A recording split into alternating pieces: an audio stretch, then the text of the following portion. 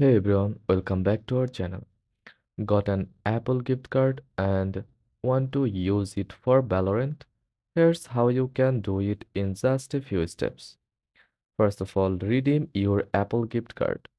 Open the App Store on your iPhone or Mac.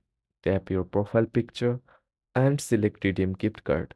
Enter the code and add the balance to your Apple ID wallet. Now open the Riot mobile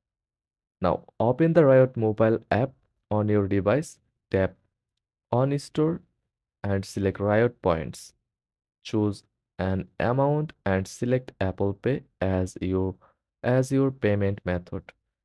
Confirm the purchase, your Riot Points will be added instantly. Finally, log into Valorant on your PC and your Riot Points will be ready to use. Buy skins, battle passes, and more. And that's it. You just used an Apple gift card for Valorant.